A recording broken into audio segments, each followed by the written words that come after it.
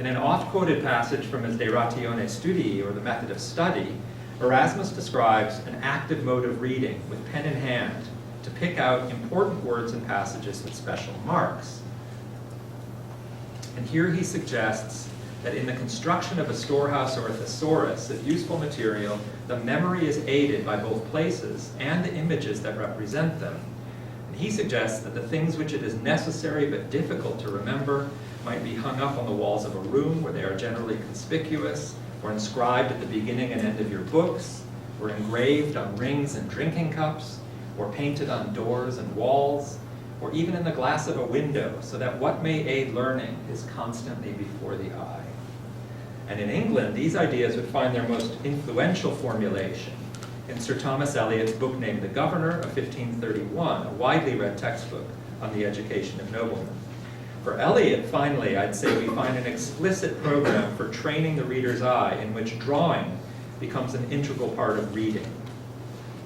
In his chapter on portraiture, by which he means visual representation in general, he tells you very much what Erasmus had already said before, but he goes on in the second passage to recommend that as the young student learns to read, he should also be taught to draw.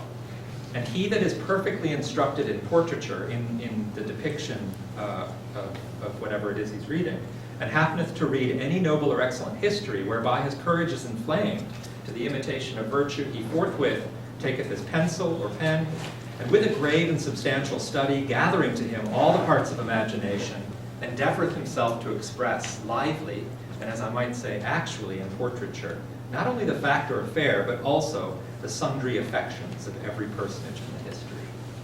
Now, to get a sense of what that would look like in practice, we could do worse than open the covers of this hefty volume. Now at the National Gallery in DC, it's the 1549 edition from Basel of Livy's Great History of Rome.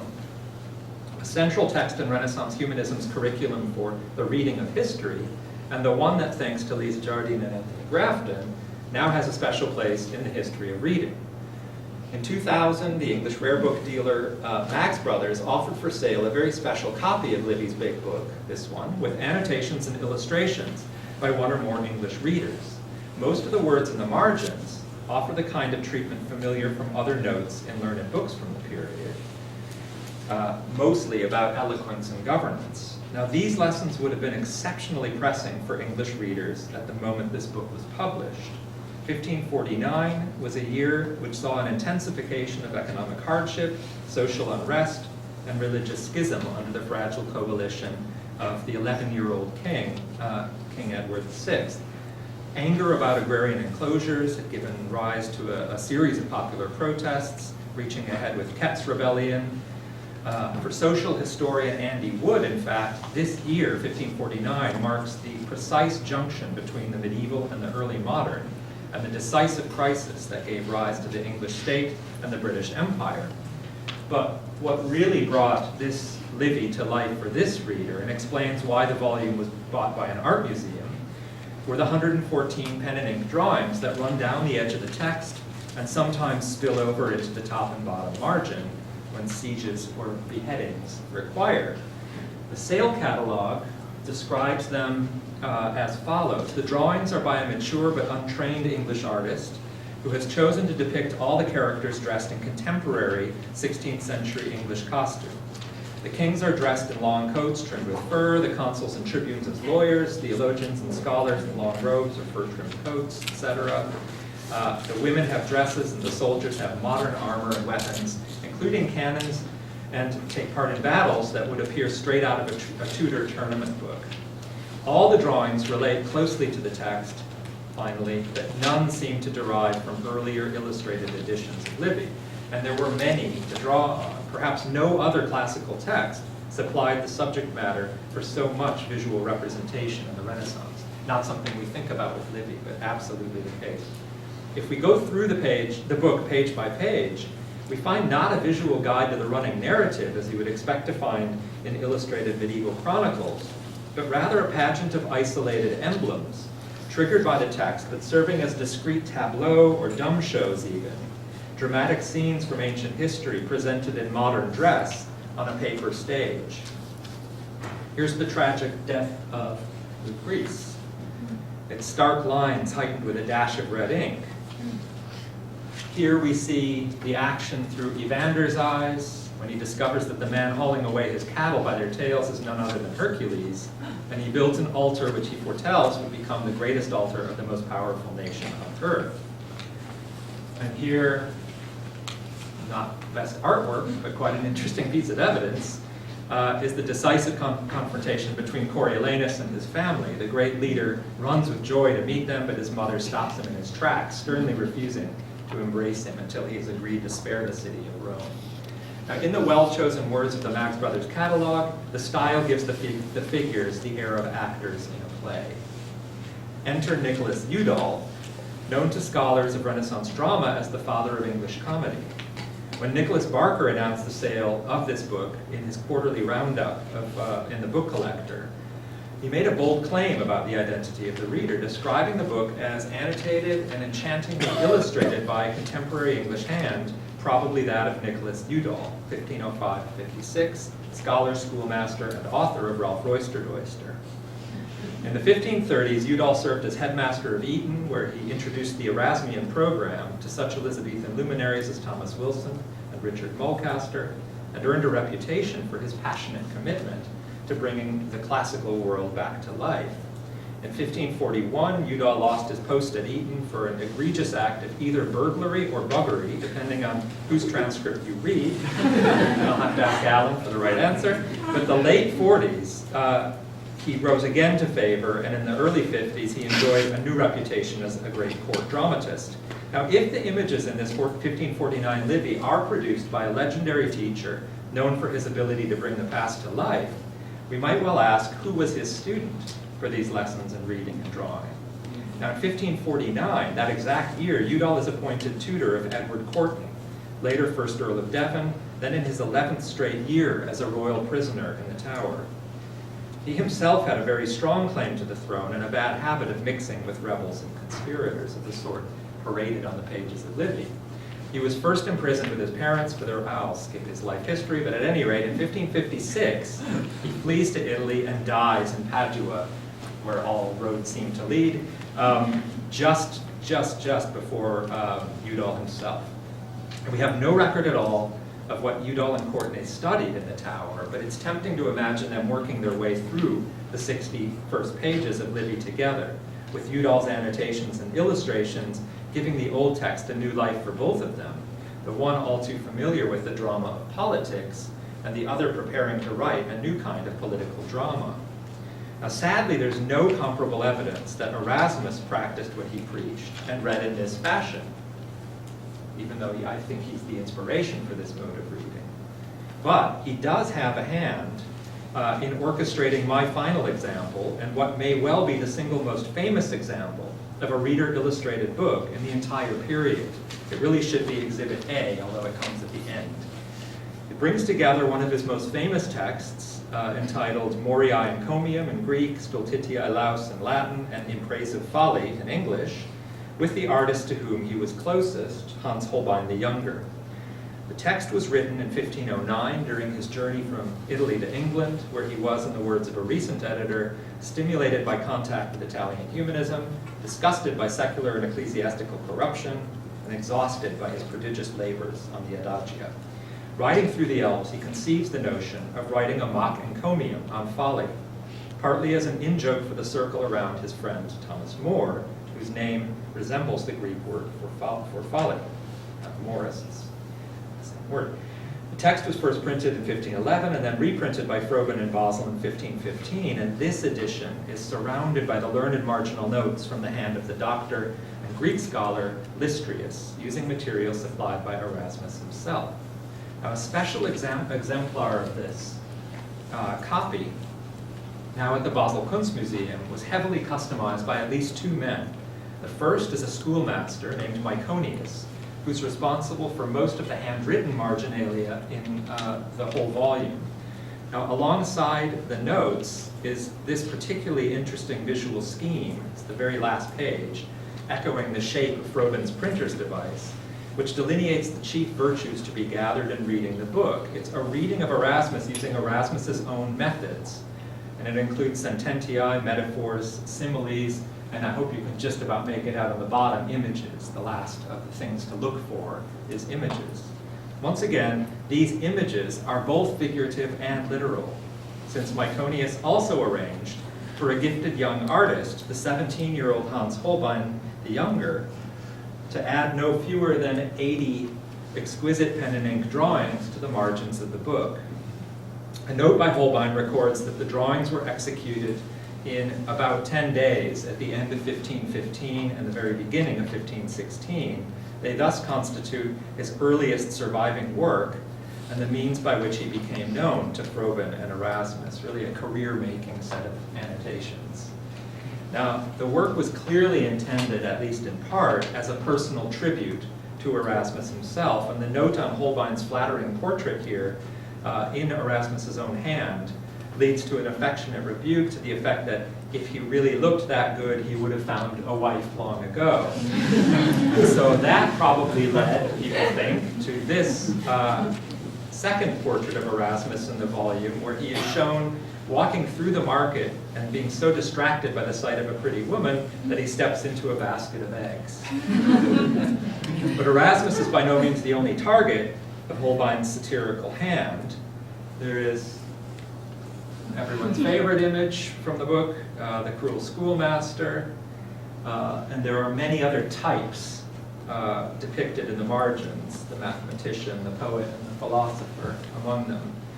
And the starring role in this volume, in the cast of characters, is of course the motley fool himself. Now, in a perceptive early article on this volume, and this is probably a good place to see this, Fritz Saxel argued that Holbein's drawings are perfectly poised between medieval and Renaissance modes of representation.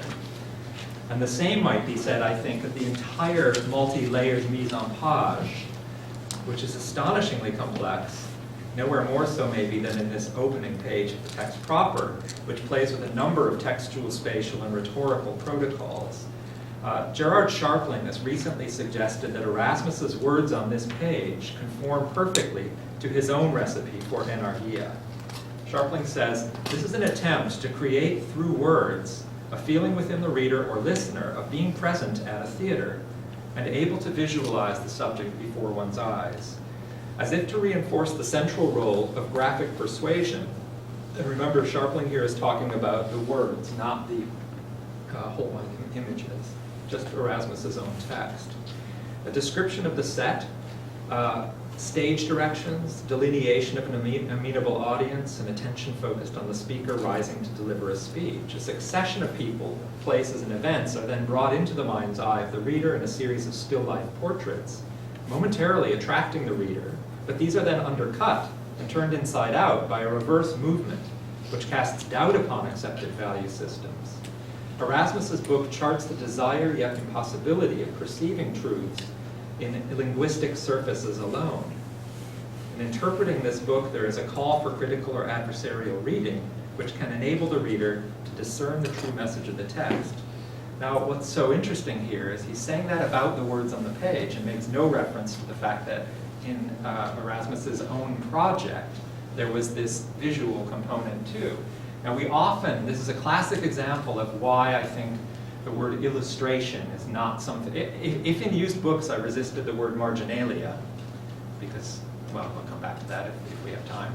Here I'm kind of resisting the word illustration because I think it tends to be something that's subordinate to the text and that stabilizes the message of the text and is seen, I think, as less ambiguous, less adversarial, less rhetorical than the text, and maybe even stabilizing that. This is a classic example where I think it only opens up new rhetorical ambiguity and actually does exactly this process that Sharpling is talking about undercutting. And so it's interesting that in a lot of the cases, and one of the things that's so interesting about this case is that it's often the religious examples that are picked up by Holbein for the drawings, the sections where he draws, a lot on the superstitious cult of images. And in some cases, it's very much in sync with Erasmus's, the gist of Erasmus's text, but in others, it's absolutely not. So on the right in particular, and I think on the left, this is where Erasmus is poking fun at the superstitious, but Holbein's images are pretty devout. They're pretty straightforward. They don't seem to be undermining. So it sets in motion a real tension, I think, between the two. And at any rate, I think it's really useful to look at these examples for thinking about my subtitle, which is between annotation and illustration. What are these images? Are they depictions of the verbal action? Are they straightforward illustrations? Or are they annotations? Or are they something in between? And I think this is a good example of a reader who's leaving things somewhere in between. It's also an interesting case, if you're interested in this example, if you look at the later editions of the Praise of Folly, pretty quickly Holbein's drawings become engraved for mass reproduction and inclusion in the printed text. And almost every later edition includes them, but never in the margin. They're always put on the stable, freestanding position of an isolated page facing the text that they illustrate. So they really do become illustrations, but I don't think they are here. At any rate, the last slide and the last paragraph before I step down from the podium, I thought I wanted to just draw things to a close by underlining the ways in which words and images here continue through the period to work together as part of an emphasis on what we might call teachable rhetorical strategies. So the examples that I've presented in this summary, really, may be exceptional, and my treatment of them is certainly superficial, but they give us enough, I think, to sense a new mode of interacting with books, which draws in many ways on medieval models studied by Mary Carruthers and Michael Camille and others, but which also seem to participate in the new culture of print and the humanist project of commerce with the classics, to borrow Tony Grafton's useful phrase, with its reinvented models of visual verbal cognition, its active use of texts to make what is absent present, and above all, to direct the words of the past to the actions of the present and future. Now, I don't want to give the impression that all books from the period are full of evidence for visual modes of reading. You've probably all seen enough to know that that's not true. The examples I've chosen are in some ways exceptional, nor do I want to pretend that the marginal drawings produced by Renaissance readers, except when they're Holbein, compete with the beauty or craftsmanship of the greatest medieval scribes or illuminators. And the Udall examples are particularly crude. But even the crude examples, I think, give us a sharper image of what Michael Baxendale famously called the period eye. They may also shed light on the Renaissance period's take on the sibling rivalry between the sister arts, which W.J.T. Mitchell has described as the dominant model for the interdisciplinary study of representation in the last century. He argues that we need to focus on the material relations between word and image, between what he calls the image text, concluding that the interaction of pictures and texts is constitutive of representation as such. All media are mixed media, he says. Now, the evidence that I've reviewed here for the reader's eye and the material culture that they produced suggests that Mitchell's position may not be so much postmodern as pre-modern. So I have a renewed excitement, at any rate, about marginalia's power to pose puzzles, the pursuit of which, when we're patient and lucky, can help us to challenge some of the easy oppositions that we've inherited and that we use in making sense of the past. Medieval and Renaissance, manuscript and print, text and margin, and now word and image. And like great art, good marginalia have a peculiar power, I think, to deliver intimate glimpses of the Renaissance world. And this sense of intimacy is, in the end, for me, the most striking feature in some of the visual modes of reading that I've started to sketch. So in used books, I describe the feeling at the very beginning of the book of working on the words and other traces left behind by Renaissance readers as being allowed to look over the shoulders of at the hands of long dead people. But with this new material, it's beginning to feel as if we might even be able to look through their eyes. Thank you very much.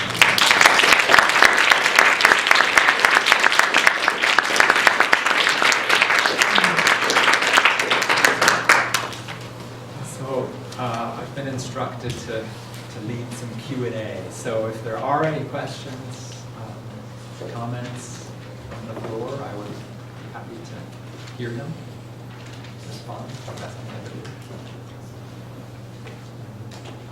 not, there's a reception. Yep. Well, first of all, thank you very much. I thought this was a really fascinating lecture, and I found a lot of resonance in it with a talk I heard by Sarah Kay a couple weeks ago, who's working on skin and parchment.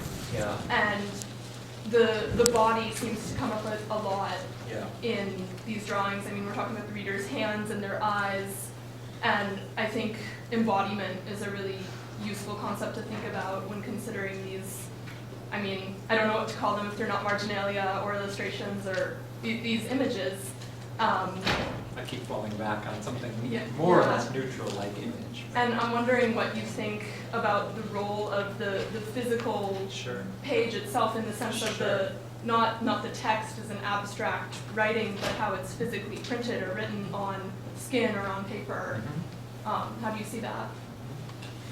I mean, you've pretty much said what I would say. I mean, there's absolutely a clear sense that reading in this period is a physical and embodied act, and a matter of interaction with physical media, which those bodies are aware of as physical media. And in some cases you see, maybe the most interesting evidence for that is, again, what I take to be people learning to engage with books. I'm not always sure it is. I think we often assume that something that looks like children reading, we tend to assume is children reading. But at any rate, there is a lot of emulation of typefaces, a lot of emulation of printer's ornaments, things like that, where people are simply copying, generally badly, next to words on title pages, that kind of thing. I think there is a kind of shaping of the hand and shaping of the eye that you can follow in that. But then there's another angle. I mean, you do see people engaging with holes in parchment, or physical realities of the specific copy that they've got in front of them, or sometimes manipulating the book themselves in really interesting ways. And so I think it's a really active area, and I don't have anything particularly profound to say, except just absolutely. And then the other part of it that has really grabbed me in the last couple of months of thinking about these examples is how much the images play on a sense of, again, of 3D space on the page, that we tend to see the invention of print as a sort of a 2D-ification. And it's absolutely clear in various ways. I've done some work before on engraved title pages, particularly architectural frontispieces, and the whole idea that opening a book is like entering a building. Absolutely, not just like entering a building, but is entering a building. And I think in a lot of ways, I think this carries on. The book is a space that you inhabit in your body, but it can be a fictional body, or it can be a real body. And I think that the most interesting, even the crude examples, the Aesop one is amazing from that perspective, the way it plays with the space of the page. And Holbein, as you would expect, is really good at that too. So, yeah. Yeah, to sort of follow up on this, you had spoken about the maniculi that you were noticing in the text as a kind of stand-in for the reader's body.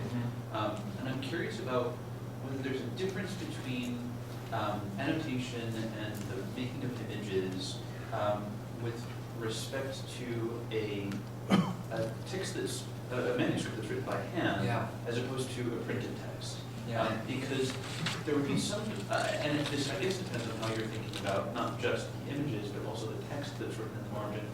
That has some kind of relationship to the body of the reader, right? Because if that text written in the margin has some relation to the body of the reader, then we would imagine that the text written on the page by hand also has a relation to the body of the scribe that wrote that text on the page that the reader is now responding to in the margin.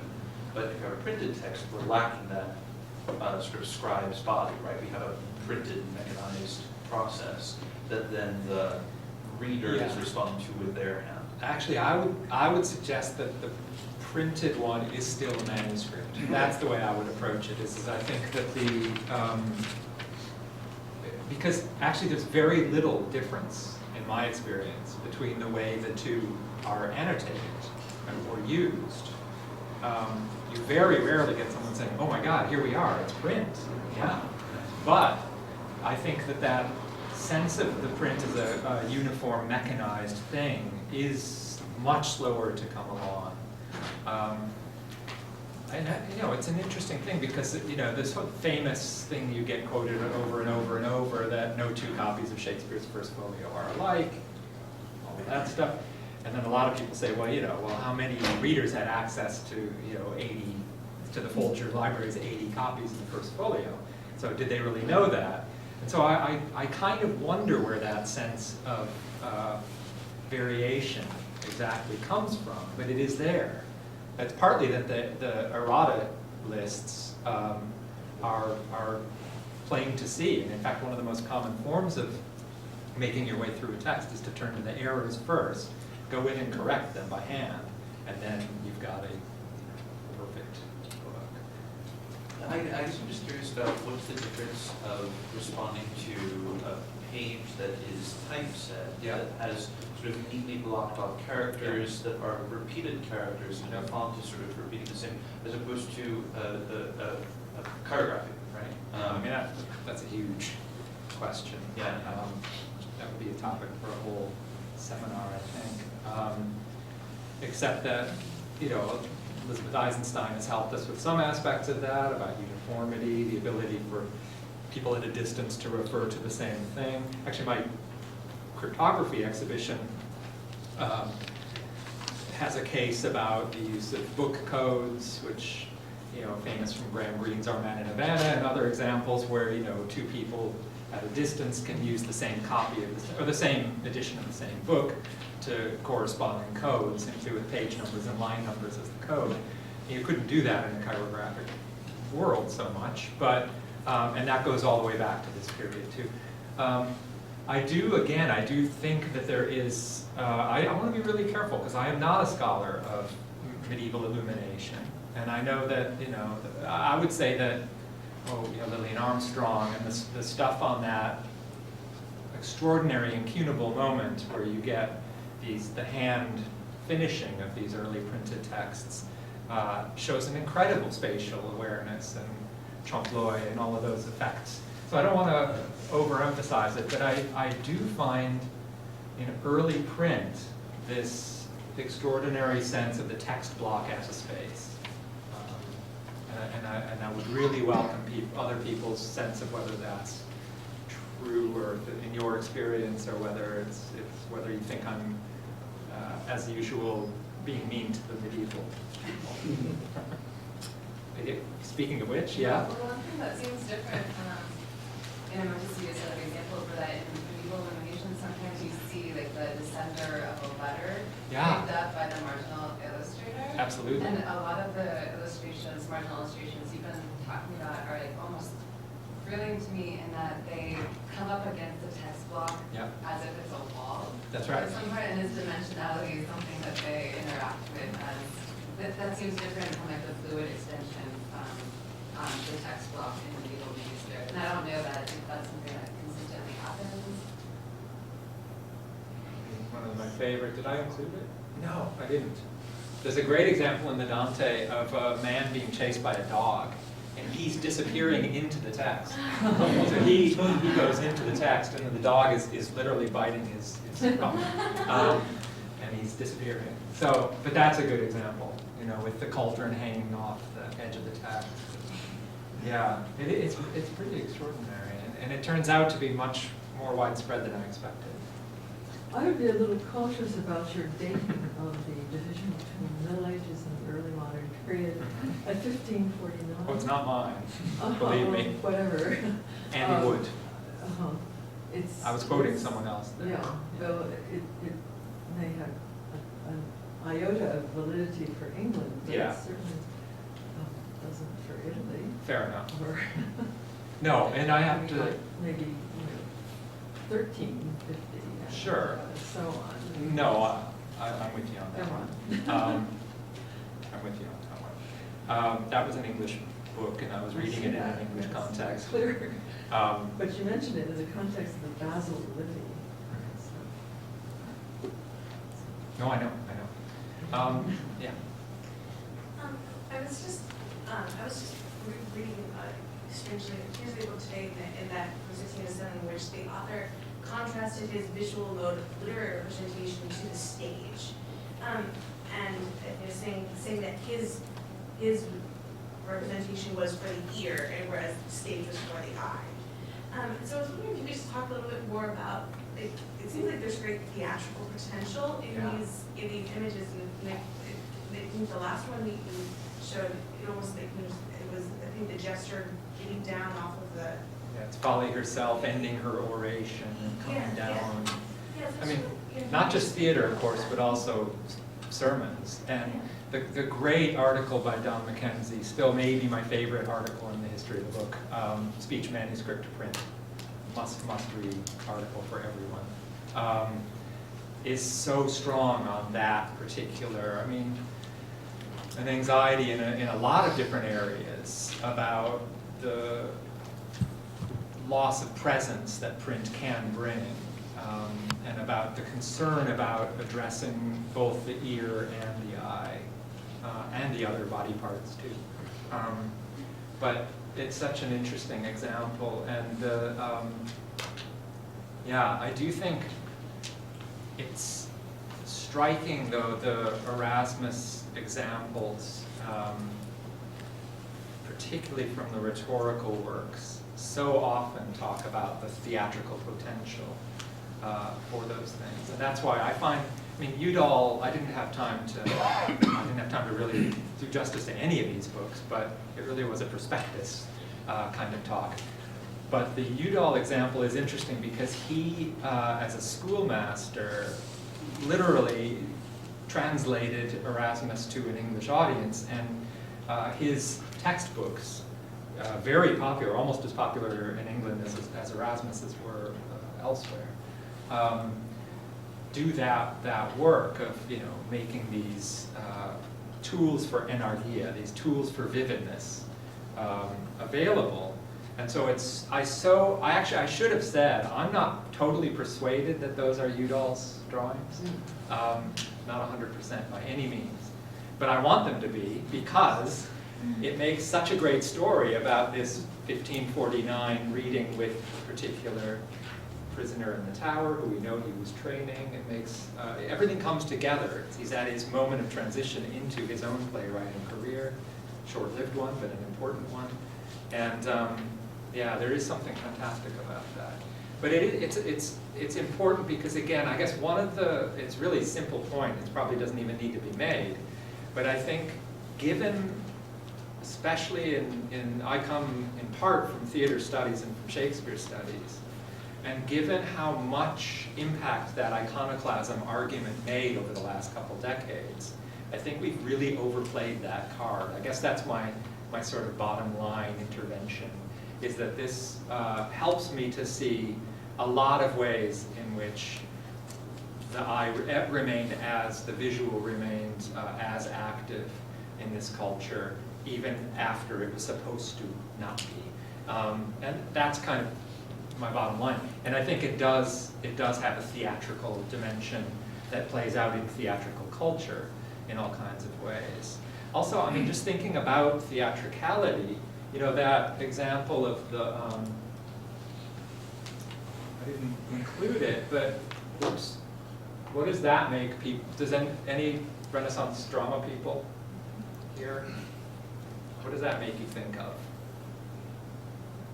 The first drawing of a Shakespeare play is the Titus Andronicus drawing, and this kind of, I mean, aside from the fact that it is a story that Shakespeare himself set on the stage, there's a mode of kind of representation of figures in action that I think you can really get some purchase on, that has some life beyond the specific context here. So that's another thing I want to start to think through. So Deb, yeah. Yeah, I mean, I think that particular illustration looks a lot like mystery play, 15th century mystery play, Yeah. illustrations too, and that's probably where that tradition comes from.